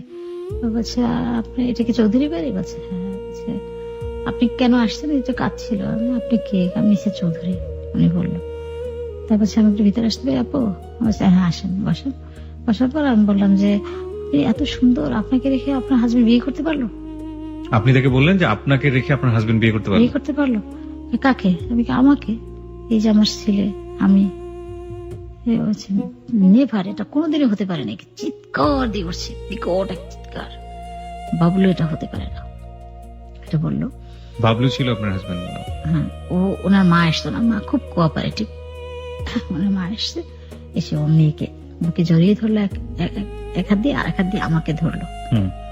আমাকে সবাই বসালো আর মেয়েকে বলো তুই স্থির হ, সবকিছুই তো তোর। ও এসে বললে আমি তুই ভেঙে পড়লি, তুই কাচের পুতুল, স্থির হ। ওনার মা খুব কোঅপারেটিভ, সমস্ত ঘটনাটা চাপড় দিল। ওনার ভাই আবার খুব অল্প বয়সী ছেলে, তো সে এসে টেবিলটা ফিকে মারলো আমার গায়ে। আমি তো বাচ্চার জন্য আমি টেবিলটা আবার এরকম ফিরে, ও একটা বকা দিচ্ছে, আমি ওনাকে একটা বকা দিয়ে দিচ্ছি, ওর মাকে। ওর মা বলে কি আমাকে বকাটা দিলে কেন? আমি বললাম খালাম্মা আসলে আমি উত্তেজিত হয়ে গেছি, ডোন্ট মাইন্ড, কিছু মনে করেন। আপনার ছেলে তো ছেলেকে বকাঝকা দিয়ে থামালো। আমি ভাবছি যখন ছেলেকে থামালো তাহলে ব্যাপারটা হয়তো ওনার একটা আমাকে কিছু সলিউশন দিবে যে তুমি এভাবে করো, এভাবে করো। আর ও কিন্তু বাসা ছিল, ওর বাবা বাসা ছিল, সে ওর নিজের সবাই তো ওখানে একটা গেট, এখানে অনেকগুলো রুম, নিজস্ব ফ্ল্যাট, ও বের হয়ে গেছে কোন একটা দিকে। This track was downloaded from FusionBD.com. আর ও বলে গেছে, বের হওয়ার সময় বলে গেছে যে আমাদের যেন মেরে ফেলে, আমাকে আমার সন্তানকে এখানে বিদেশ করে দেয়, এটা বলে গেছে ওদের।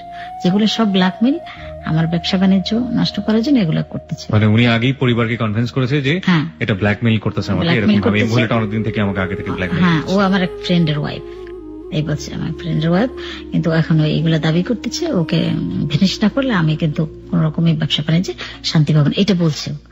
বলার পর এখন ওর শাশুড়ি কিন্তু ওকে জবাব দিয়ে করছে, ওর বড় শালা যে, সে বলে না না আমি এটা বিশ্বাস করি না, উনি আবার ওপেনার সার্জারি অপারেশন হয়েছে, অসুস্থ। বলছে না না আমি তো মরেও যেতে পারতাম, আমি সত্য কথা বলেই মরবো।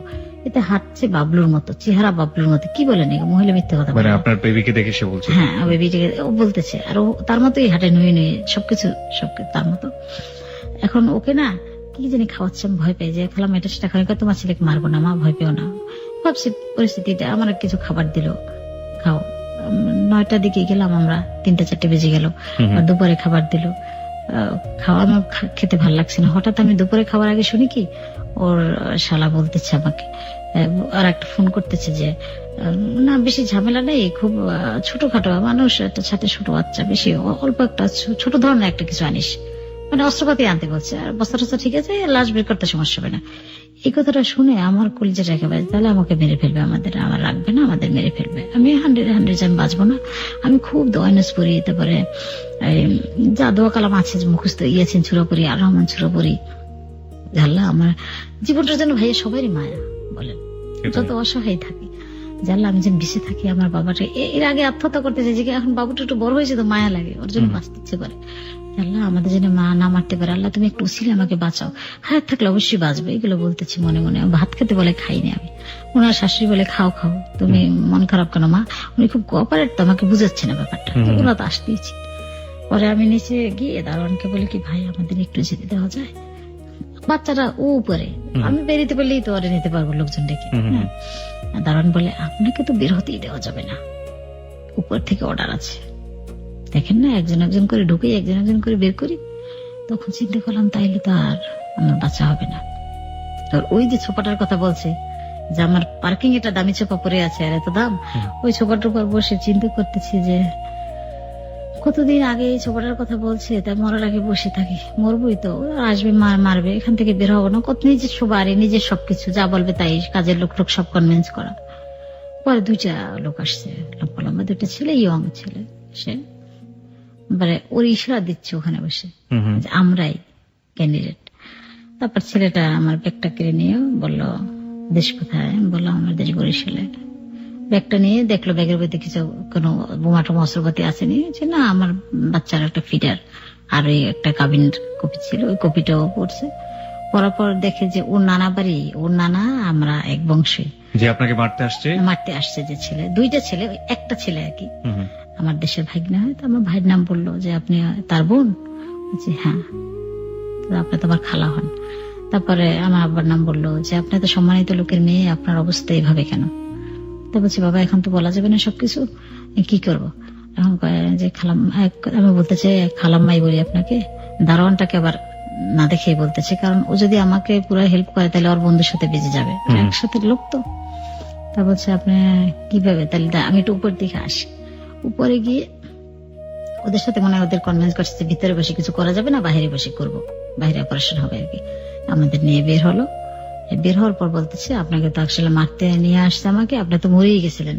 আমি যদি ব্যাগটা না খুলতাম, কাগজটা না বের করতাম, তাহলে তো জানতাম না আপনি যে মীর সাহেবের মেয়ে, আর আমি তো আপনাকে ছাড় দিতাম না, আমার কাজই তো এইটা। তো এখন যান থানায় গিয়ে একটা মামলা টামলা করে এইটা জিডি করে আসেন যে আপনাকে আটকে রেখেছিল এবং আপনাকে মারতে চেয়েছে, উল্লেখ করে আপনি পুলিশ নিয়ে আসেন।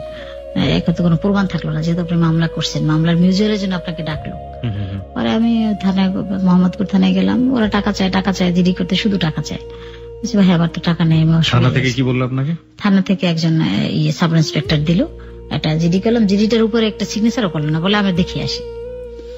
বলে জিডিটা করার পর উনি চলে আসছে আমার সাথে ওই বাসায় গাড়ি নিয়ে আসার পর দারোয়ান খবর দিচ্ছে, ও তো আবার সরে গেছে, ও তো আর বাসায় নেই।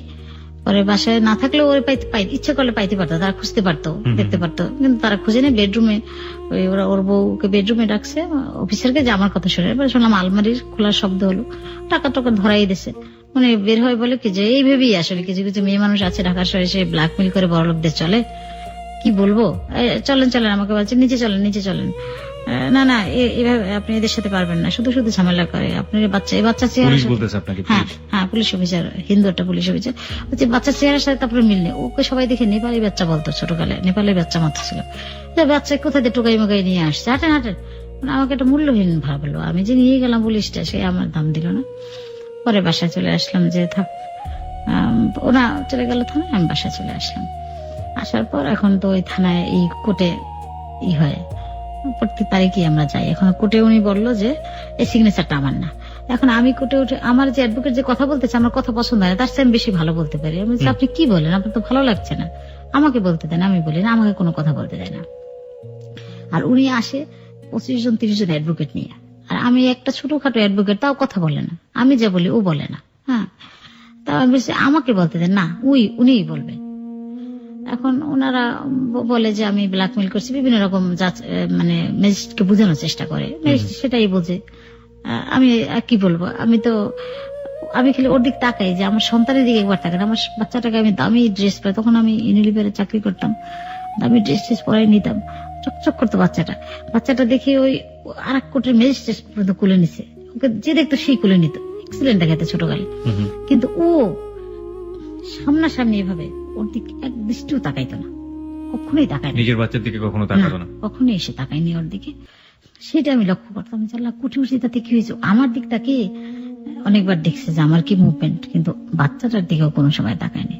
তারপর এভাবে তারিখ যাচ্ছে, বছর খানিক মতো মামলা চলছে। ও চিন্তা করলো যে মামলায় যদি হীরা, ও তো জানতো আইন টিন, আমি তো আর জানতাম না যে উচ্চ আদালত করলে, ডিএনএ টেস্ট করলে তো বের হয়ে যাবে যে আমার সন্তান। এগুলো যাতে না করতে দেওয়া যায়, তাহলে সে বুদ্ধি করে আমার যে অ্যাডভোকেট, তাকে আমি 50 টাকা, 100 টাকা, 200 টাকা, 500 টাকা দিই। ও বেশি করে টাকা দিয়ে ফেলছে আপনার অ্যাডভোকেটকে।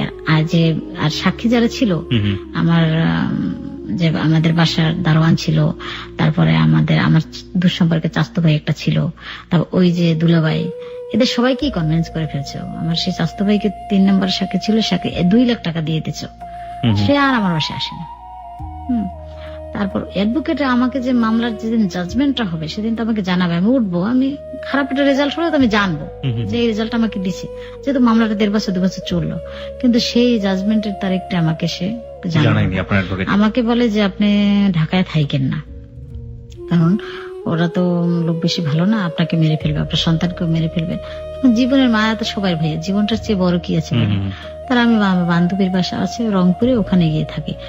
বান্ধবীর হাজবেন্ডটা আমার ভালো লাগে না, থাকি অনেক কষ্ট করে, ওর মুখের দিক থাকে। ওর হাজবেন্ডটা ডাক্তার, কিন্তু একটু কেমন শৃঙ্খল টাইপের, আমার ভালো লাগে না, চলে আসি আবার।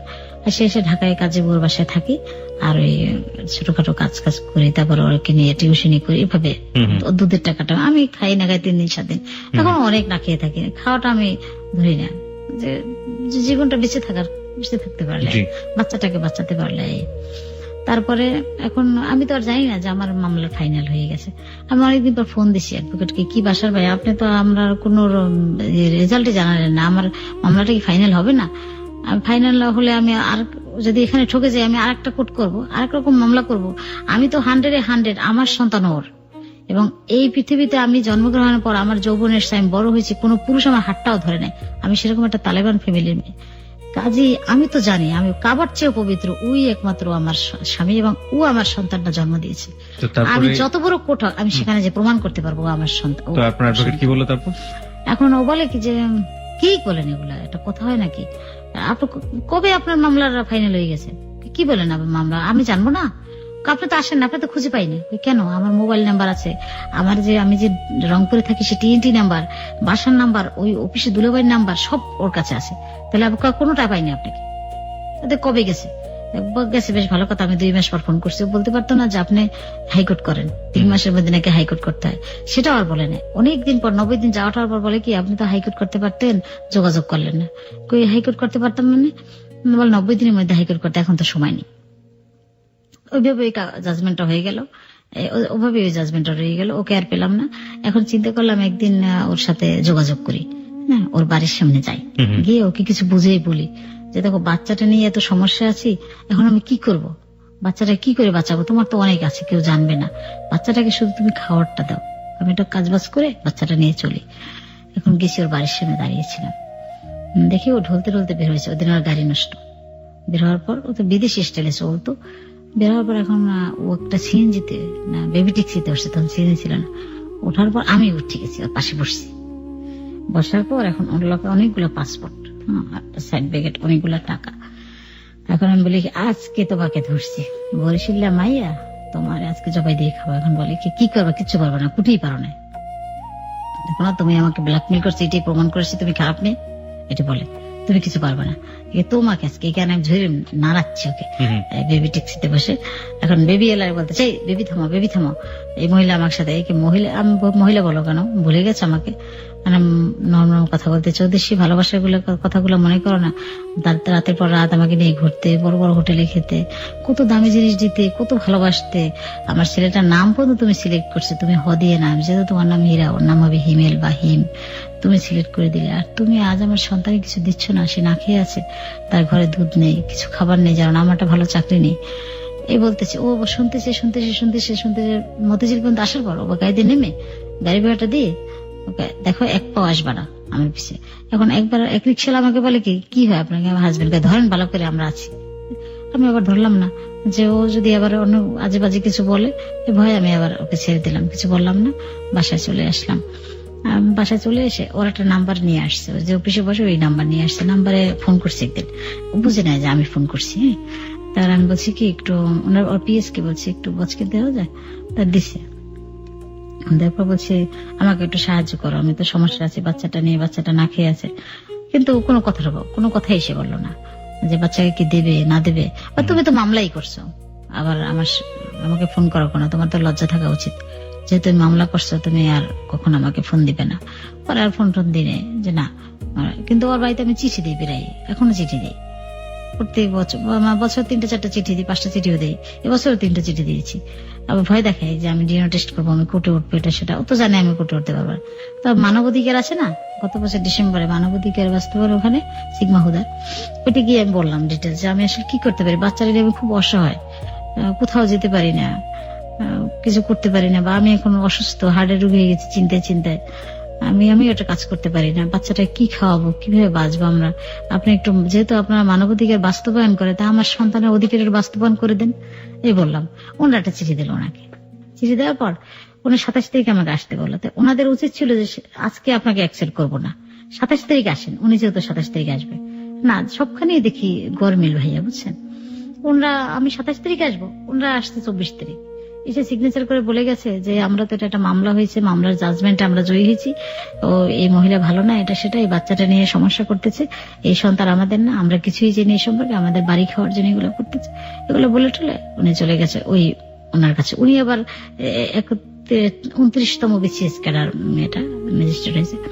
এখন উনি আমাকে বলতেছে আমি 29তম বিসিএস করে আপনার 29তম না 32তম আপনাকে আমি মূল্যায়ন করতে পারি না, কারণ আপনার 27 তারিখ ডেট, আপনার যে কমিটমেন্ট, আমি 27 তারিখ, ওনাও 27 তারিখ, আমার সামনে বসে ওনারা বলবে যে এটা আপনি 24 তারিখ তাদের সিগনেচার রাখলেন কেন, তাহলে 27 তারিখ আমার কি মানবাধিকার মূল্য আপনারা বাস্তবায়ন করবেন, আপনার আসলে লোক ভালো নাই বলে আমি ওখান থেকে চলে আসলাম, যে না ওখানে আমি কোনো বিচার পেলাম না, এভাবে রয়ে গেল। এবার আবার অ্যাডভোকেটের সাথে আলোচনা করলাম যে আসলে এই ওর কিভাবে একটু অধিকার দিতে পারি। ইদানিং এখনো বড় হয়েছে না, এখন জিজ্ঞেস করে মা স্কুলে 2 বছর পড়াইনি, এবার ভর্তি করেছে অনেক কষ্ট করে, নিম্নমানের স্কুল, যেতে চাচ্ছে না।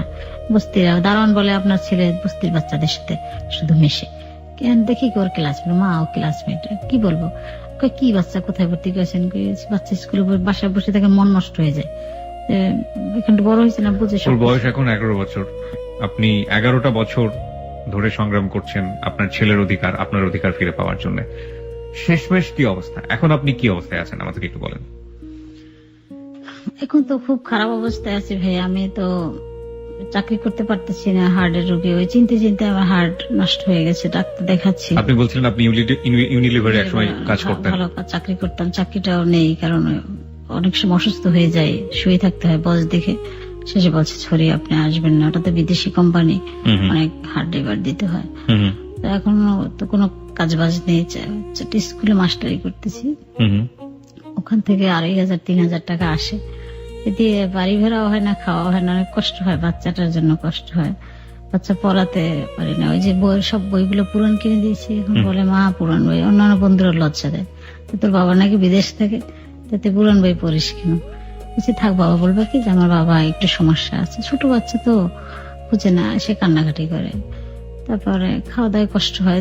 2,500 টাকা কি হয় ঢাকায়, বাড়ি ভাড়াটা বাসা ভাড়া নিয়েছি, ওইটা ভাড়া নিয়ে 2টা ছেলেকে দিয়েছি, ওরা বিশ্ববিদ্যালয়ে পড়ে, ওরা 2 রুমে থাকে, আর মা ছেলে মিলে বেলকনিতে আমরা থাকি, ফ্যান নাই, অনেক কিছু ছিল, সব তো নষ্ট হয়ে গেছে, 11টা বছর আর কত থাকে, যুদ্ধ করতে করতে সব হারিয়ে ফেলছি। আপনি বলছিলেন আপনি 50 ভরি স্বর্ণ ছিল আপনার, সেই স্বর্ণ দিয়ে আপনি কি করেছেন? ওই যে ওর খুব অসুস্থ হয়েছিল ছোট, তখন 11 দিন, তখন ওর স্টোমাকটা সমস্ত ব্যাকটেরিয়া হয়ে গেছিল, তখন এমআর খানের কাছে নিল, ওনার ক্লিনিকে ভর্তি করার পর দামি ইনজেকশন দিল, ওই সময় সব বিক্রি করে দিছে, স্বর্ণগুলা, ফার্নিচার অনেক বিক্রি করেছে, স্বর্ণ বিক্রি করে ওকে বাঁচাইছে, বাবা বেঁচে থাক, আমার বাবা, ছেলে বেঁচে থাকলে সব হবে, আস্তে আস্তে সব নষ্ট করে ফেলছে। এখন এই অবস্থায় আপনি আছেন। হিম, তুমি তোমার আম্মার কথা তখন শুনতেছিলা, তুমি যে আজকে যে জিনিসগুলো জানলা তোমার আম্মার কাছ থেকে, তোমার আম্মা তো তোমাকে এর আগে কখনো বলে নাই, তুমি কখনো তোমার বাবাকে সামনাসামনি দেখেছো? না। তোমার কখনো দেখতে ইচ্ছে করে? হ্যাঁ, দেখতে ইচ্ছে করে। তুমি তো জানলা তোমার বাবা তোমার আম্মুর সাথে কি করেছে, তো তুমি যখন বড় হবা তখন তুমি তোমার বাবাকে সামনে পেলে তুমি কি বলবা, কি জিজ্ঞেস করবা? আমি শুধু জিজ্ঞেস করবো যে আমাদের সে উনি চলে গেল কেন। তোমার বাবার প্রতি তোমার কোনো ক্ষোভ নাই?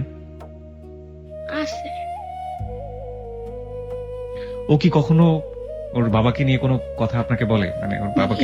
ইদানিং বলে, একটু বড় হয়েছে তো, আর বন্ধুদের সাথে মেশে বাবা বাবা বলে, আর সবার বাবা আসে, ওর বাবা আসে না, আবার সবার বাবা এই কাজ করে ও কাজ করে, আমার বাবা নাকি কত কি, আমার তো বাবাই দেখি না, মা তাইলে আমরা চলো, আমার বাবাকে আমি একটু দেখবো, আর কিছু চাই না, ছবিটা নিয়ে পড়তে বসে টেবিলে, চেহারাটা দেখে বলে কি আমি বাবাকে একটু দেখবো, মা কেউ বেইমান, ওকে দেখার দরকার নেই বাবা, তাতে কি একটু দূর থেকে দেখবো, কাছে গিয়ে বলবো, হাত ধরবো, আমি না দরকার নেই, হয়তো দেখা পাবো না, শুধু শুধু গিয়ে কি লাভ, আমরা তো কষ্টই করতেছি।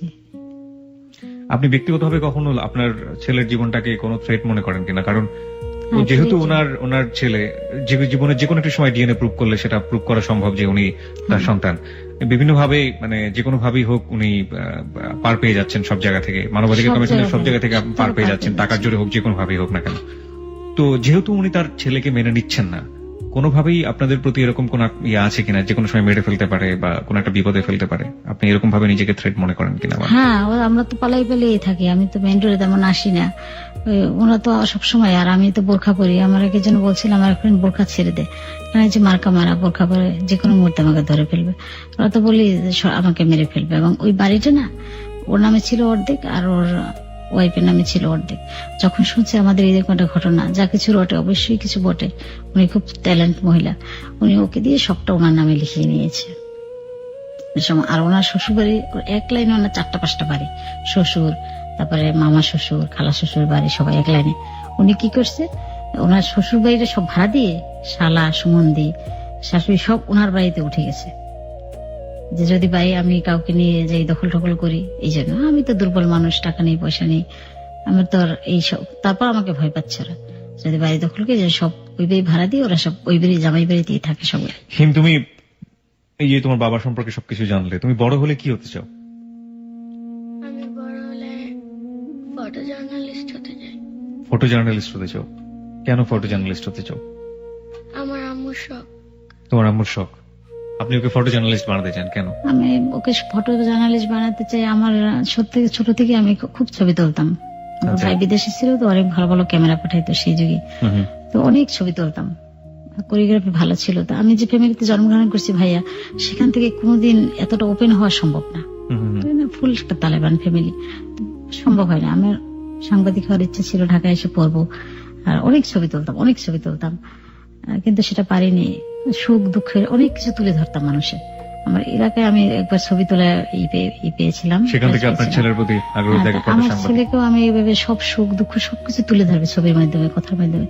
এটাই যে সে ভালো জানালে ফটো জার্নালিস্ট। তোমার তো কখনো হিম বাবার সাথে কথা বলার কোনো সুযোগ হয়নি। আমরা জানি না তোমার বাবা এই মুহূর্তে রেডিও শুনছে কিনা, এবং শুনে থাকলে যদি তোমার বাবা ধরো এই মুহূর্তে তোমাকে শুনছে, তুমি কি তোমার বাবার উদ্দেশ্যে কিছু বলতে চাও?